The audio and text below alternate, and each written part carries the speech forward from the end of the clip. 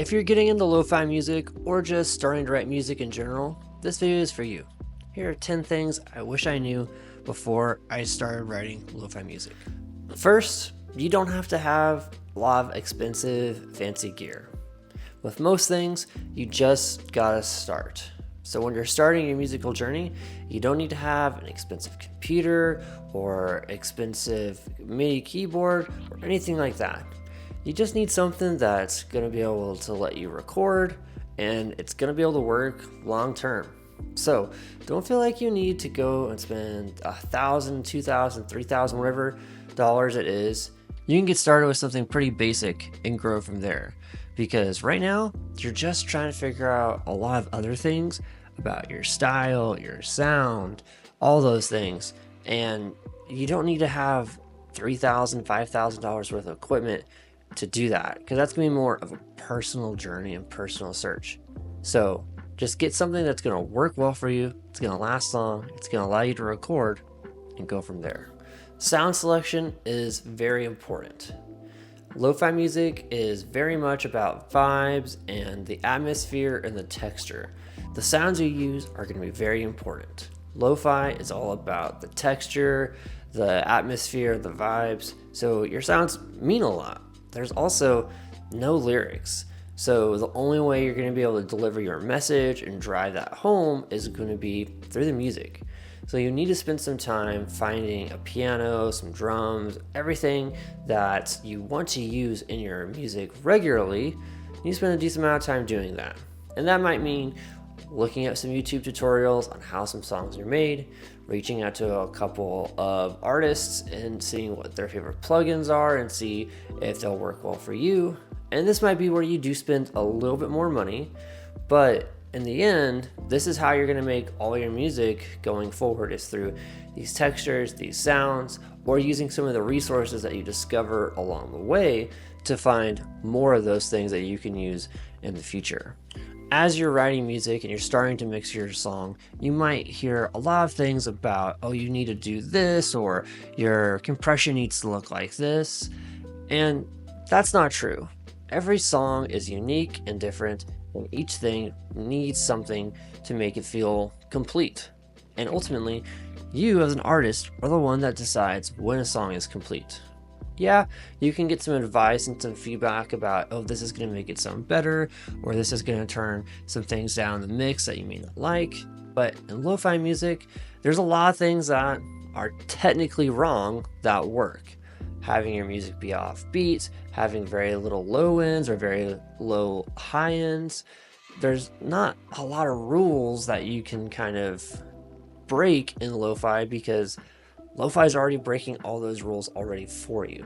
So when you're starting to get into mixing, just try and mix for what sounds good to you and not what might be technically right. And this is going to be difficult, because as you learn mixing, people are going to say, oh, you need to have this, you need to have that, you need to have this in your side chain or your compressor or on your master mix bus. And some of that might be true, but ultimately you need to try those things out and decide if it's going to be the best thing for you and for that song in that moment. When you're writing music, it's going to be tempting to chase an algorithm, because lo-fi music doesn't have the shelf life as other music that has lyrics.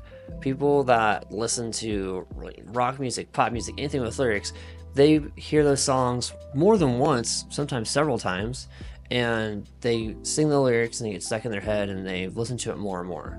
With instrumental music, people have to listen to a lot more of the song before they're hooked. They have to like the guitar or the drums or something about it. They have to like several elements of it to want to play it multiple times. And lo-fi music is mostly meant to just go on the background. So when you release a new song, it might get added to some playlists, but maybe after 2 to 4 weeks, you might start to notice that your streams start to fall off. And you might be wanting to push yourself to release more music and to catch that algorithm, or do something that might sacrifice the integrity of the music so that you can stay in the spotlight with it through algorithm and social media. Don't do this. It's going to make your song sound worse. It's going to stress you out. I can speak from personal experience how that feels, and it's just not worth it. If you do want to release several songs to try and continually catch the algorithm, take like 3 or 4 months off, write several songs, and then just release those. And that way you don't have to worry about, oh, I have to write a new song. I have to write a new song. You've got all those releases going for you so that you can write more songs and then keep going it from there. But if you trip up, you don't follow your plan, or you need a break, that's totally fine too. There's no roadmap for when you need to release music. It's just when you want to do it and when you feel confident and comfortable with sharing your music with the world. But chasing an algorithm kind of goes against feeling confident and comfortable sometimes, so I don't recommend you do it. Sampling can kind of be a gray area. And yes, you can buy samples online on Lander, or there's plugins now that can generate samples for you. Very cool. But if you're going to sample something from an anime or from someone else's work, it's got to be done with permission. So as you're writing your music and you think, oh, I want to add this one thing into the song, you can, but just make sure you get the proper permission and use websites like Easy Song to get that. Because if you don't get the proper permissions, then that song is going to get taken down. You're probably not going to get granted the permissions, and all that hard work you put into that song, it's just not going to go well, and you're just not gonna be able to share that song once you put it up on SoundCloud or something like that. But even then, sometimes it can get flagged and taken down. So if you're gonna do some crazy sampling and you want to release it and have it be online for a long period of time, make sure you get those samples cleared properly. Now, I already talked about finding your sound with like keyboards and textures, but a main aspect of lo-fi is drums. You got to make sure your drums are fitting your song and are going to enhance it. And most of the drums in lo-fi are smooth. They're low. They're not going to be harsh or hard hitting. And it took me a while to figure this out because of the samples I had available. I wasn't using them the way that I should have, or I wasn't looking for samples that match the lo-fi vibe. So as you're making your drum beat, make sure you're picking sounds that match what your song is about and is similar to other songs in the lo-fi genre. Yeah, you can branch out and pick different sounds, but try and find some similar qualities between the sound of your drums and other people's drums so that you know that they're going to enhance the song and not pull your song so far out of the lo-fi genre that people in lo-fi aren't going to like it, and maybe people in other genres aren't going to like the other instruments. Try and find a balance with it because your drums are a major part of your song in lo-fi. So far, we've mostly talked about just making music, but there's more in making music when it comes to releasing music. You can make a song and release it, nobody will know about it. So you need to have some sort of social media presence like this, and you need to develop some sort of brand so that when you release music and you have a logo or your name on a song or on a title track, people know who you are. Maybe even have a little tag for yourself. That's something that I know a lot of producers in hip hop have, but it's totally fine for producers in lo-fi music to have that too. Something that when you hear it at the beginning of a song, you're like, oh, that is that artist, that's you. And you can find that and create that all on your own, whether it's your name or some sort of element that you really try to brand as yourself, but make sure people know it's you. Talk about that element in a social media post or an interview or something so that people will recognize it as you. But you're gonna have to be active on social media. You're gonna have to post some things. You're gonna have to show your face probably once in a while, just so people know who you are, they know what your content and your brand is all about, so that they're willing to check out your music. Music isn't just releasing music, it's a lot more. It's a content, it's a brand. So if you want to be able to be known for your music, you gotta do a little bit more than just releasing music. You gotta get people to listen to it, and to listen to it, you gotta be on social media. It's not the most fun thing, it can be tiring, it can be energy draining, but it's just kind of the world we live in these days. And one of the keys to being good at not only social media, but also music and developing an audience is going to be consistency. Now, this is going to be a double-edged sword because you want to release songs often, but you also want to release songs that are pretty good. I think people think of releasing one hit song like every 6 months, which that could be the case, but you should be working on multiple songs all at one time so that you can release a song on a regular schedule. Maybe once a month is a good time for you. It just depends on how fast you think you can write a song and feel comfortable with it. You want to be able to release music regularly so that you're consistently on people's minds, but you need to make sure that that music is good. And that's where the double-edged sword kind of comes in.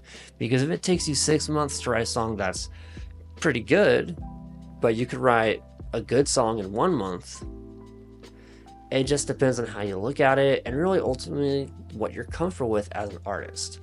I would try to release a song once a month, but be working on 2 to 3 songs at a time so that when you're stuck on one song, you can pivot to the other and go back and forth as you need to creatively, so you're close to always releasing a song every month, and hopefully you're not burning yourself out creatively because you're switching your mind up through these different songs.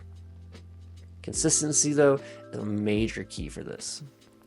And lastly, this is going to be a long-term plan. This is going to be a long-term game for you. You're not going to release 2 or 3 songs and then blow up overnight. Even people that seem like they've blown up overnight, they've had 2 to 3 years behind them of writing demos or making music or practicing. They've done so much stuff prior to just blowing up. So it's a long game. Don't think it's going to happen overnight. Don't think you're going to write the best song on your first take. Take your time. Enjoy the process. That's sometimes hard to say or hard to experience, the levity of that, because we want to rush and we want to get to the point where we're successful. But the irony in that is, if you rush the process, you're not going to be successful, because you're not going to learn the lessons you need to learn to be successful, to reach the point where you want to make. And that might be making money on music full-time, or having a career in music, or just writing good songs. There's lessons along the way you're going to need to learn and reflect on to help you improve in the process. It's all a learning process. I'm even learning as I'm making this video for you. And I've learned a couple of things just reflecting back on my process making this video. So don't rush it. Start a journal, take it slow, but stay consistent. Do something every day that makes you feel like you're a musician, something that only a musician would do every single day, and you'll feel the progress and you won't really feel like it's taking forever. But it is going to be a long game. It's going to take a while, but you can get there. And I'm on my way there as well. And I hope this video has helped you and had some tips that are going to help you on your journey, as well as maybe a little bit of inspiration. So if you'd like to see more videos like this, don't forget to like, comment, and subscribe. And let me know what you would also recommend for someone starting out in the lo-fi game. And until next time, I'm Blue Sirens, and peace.